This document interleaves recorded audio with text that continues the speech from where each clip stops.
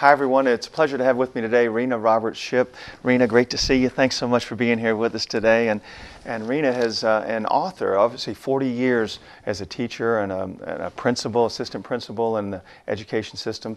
And tell us first, this is of the trilogy, this is the third book, Can't Hurry Love, and it's really to help our young people and to help our parents and our grandparents. Tell us what it's about, please, if you would. Yes, it's my pleasure to be here with you today. And this is the third of 3 books, Can't Hurry Love. I wrote this book after retiring from a 40-year tenure in public education. This book is about a family who are 2 daughters are the products of divorced parents, and their Nana is rearing them. And of course, Nana has old school values. This book is set in rural Virginia, where family values are strong. And of course, Carly is the main character, and she's coming of age.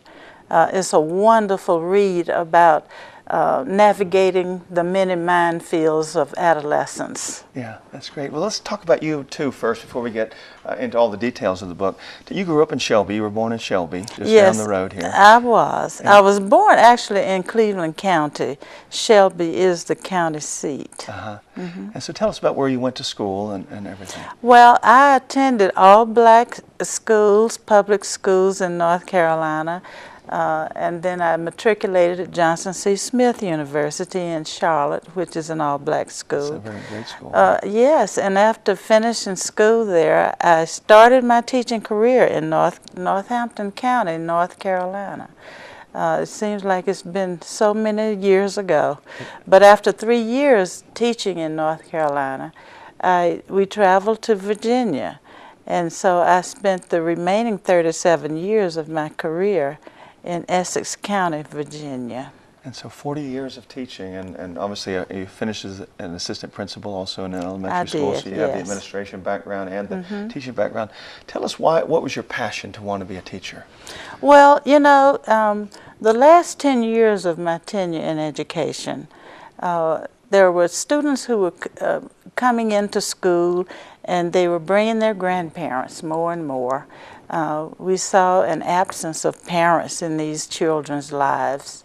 And so it's hard being an adolescent, even when you have parents. And with a lot of children who are being reared by their grandparents, it was even harder. Because of the generational gap, there are all kinds of conflicts. I felt that this was a story that needed to be told, and I felt compelled to tell it. Yeah. And so after leaving my profession, I embarked on writing. And I wanted to write about children that I had come to know and to love. These were children who were making a great effort to do the right thing and making great efforts to have great academic success.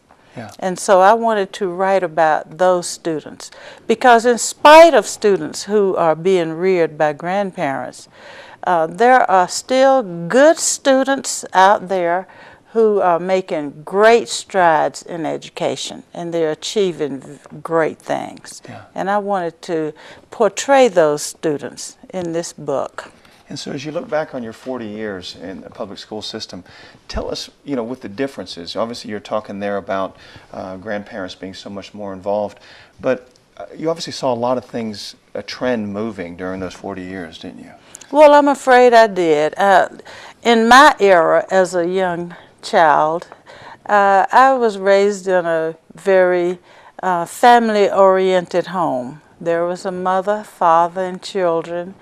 There were rules, there were strict values, and as I came near the end of my career, I saw where boundaries with lots of students today are lacking. And children need boundaries. They need to be allowed freedoms, but they also need to be accountable for their actions.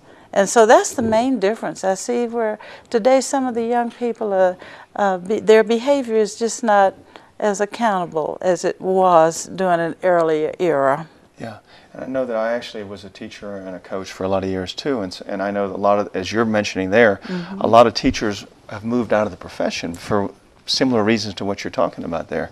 Why do you think that, obviously grandparents now, tell us the strength of grandparents now to be able to fill this role for their grandchildren? Well, in the first place, grandparents did not plan to raise their grandchildren.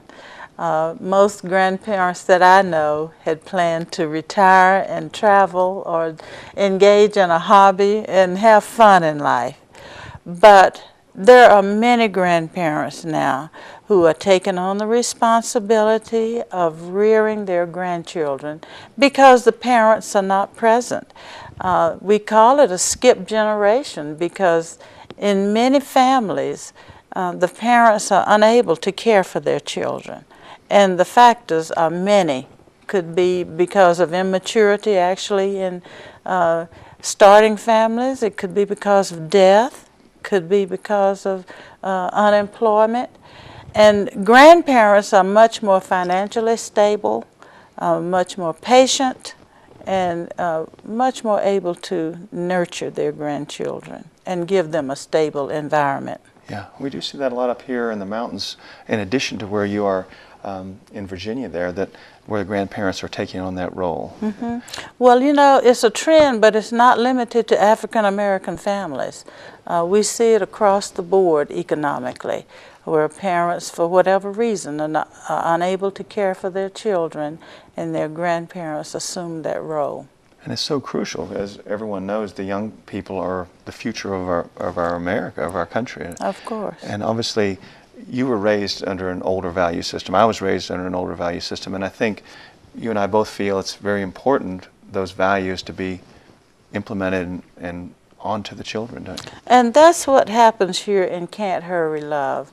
Nana has old school family values, and she tries to instill those values into Carly, the main character, and Carly's sister, Lissa.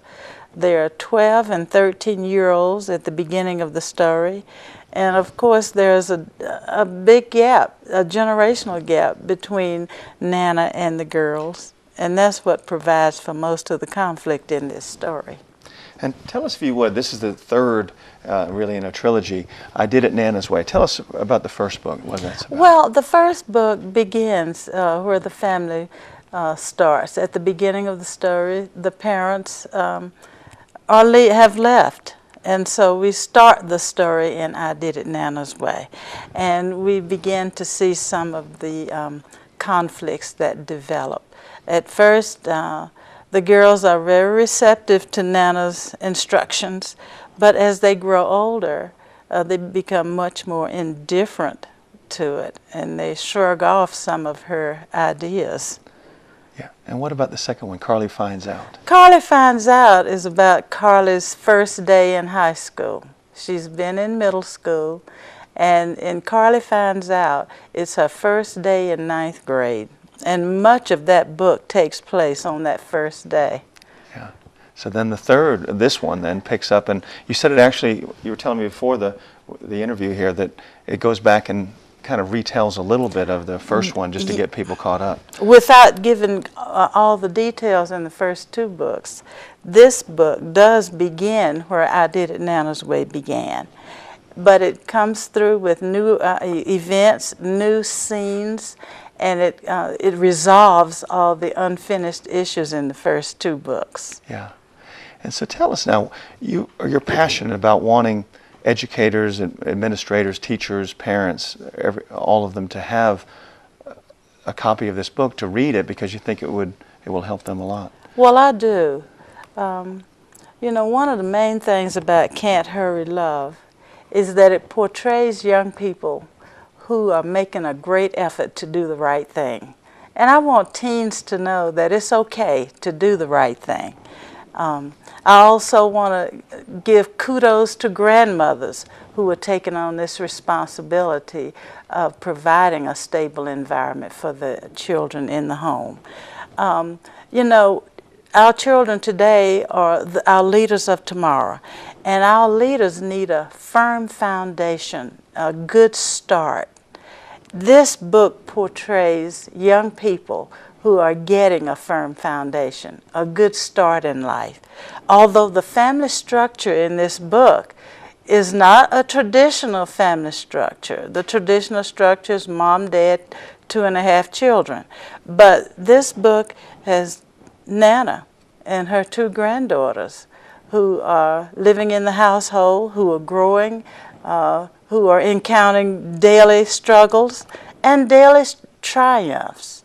And I think you will enjoy reliving some of your own experiences through this book. And I think you and I were talking earlier, in my experiences as a teacher and a coach, the youngsters that were successful, I think it helps you as a parent to have that big picture view as a teacher would or a coach would, because you see the youngsters that are successful tend to come from homes that have the discipline instilled and the boundaries, as you refer to, whereas some of the ones that are maybe pampered a little bit too much and the parents protect a little bit too much, they end up not being successful in the long run. Well, I agree. You know, teaching is really not an easy job. The teacher has to be a guide. A teacher has to be a generalist as well as a specialist. And although teachers can't know everything about everything, they do have to know a lot about some things. And knowing the backgrounds of our children and knowing their needs and being able to provide for the needs of those children that they encounter is certainly a great issue with teachers. And we've had some tremendous grandparents. Tell us, if you would, a lot of times people don't think about it, but a number of our celebrities and everything, people that have reached very high positions, were raised by their grandparents. Well, let's start with our president. President Obama was reared by grandparents, and I think he turned out all right. Oprah Winfrey is another lady who was raised by grandparents. These are just 2 of the success stories, but there are many. And I encourage you to research famous people who have been reared by grandparents. Grandparents provide wonderful environments for our children to grow. And they are just examples of that great environment that they grew up in. And what advice would you give to parents now? You know, looking at from the experience of 40 years in the public school system, what advice would you give to this generation of parents to help their children? Well, you know what? I think that grandparents can help instill in their grandchildren the responsibility that it takes to raise a family. And I think that our grandchildren of today will be our parents of tomorrow. And they would be well to know that it's a sacrifice that's required. You just can't continue to be a fun-loving individual when you have children to raise. It requires all kinds of sacrifices, and it requires monitoring of their schoolwork, making sure that they do their homework, and encouraging reading. Readers are leaders. And so that would be another reason I would encourage parents, grandparents, teens to read this book. It's a wonderful read. And it's not only for avid readers, but for reluctant readers. Sometimes our reluctant readers need a good story to pull them in and to motivate them. And this book would be an ideal read. And you would love for the school systems here, even in this area, to have a copy, wouldn't you? You've talked to some of the administrators here, and they'll be having a copy in the next day or 2, won't they? Well, they will. And, you know, this is a wonderful additional tool. I just can't stress enough the importance of reading in the classroom and encouraging outside reading. And sometimes students don't want to read strictly classical offerings, but just a good fiction book will do the trick sometimes. Yeah. And so I would encourage school systems everywhere to consider Can't Hurry Love as part of your curriculum, because it is a wonderful read. And not only is it instructive, but it gives food for thought and discussion. And I think fictional, as you mentioned there, you know, I know growing up, I used to read a lot of sports stories that were fictional, Yeah. but they taught you things. Sure. You know, you learn things, morals, ethics, values, character from those stories. You don't see those kind of books much anymore, and that's exactly what you're talking about here, is that you Yeah. read it, you can enjoy reading it, but you actually see it helps you as you read it. There are themes here, and without giving overt pronouncements in the book and without being too preachy, the themes come through. When you see how the young people here handle situations, you can relate to how you would have handled it or how you may handle things differently. Do you have plans? Now you have 3 books now that you've published and that you've written. Do you have plans for any more? Well, we'll see. Right now, I'm devoting my time to promoting and marketing these books. But as time goes on, I'm sure there's another story that's waiting to be written. Yeah. So if any of you would like to go online, the website is renarobertsshipp.com. And you can pull that up on the website, and also an email address, also renarobertsshipp@gmail.com. They can write to you if they would like to.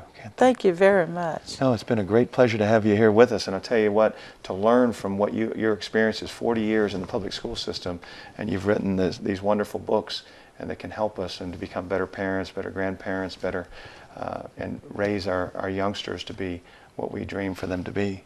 But thank you so much for being here with us. Well, thank you for having me and for allowing me to get the message out. Yeah, you take care. Thank you. Thanks, Rena. We'll be back with more of MTN Live in the Mountains.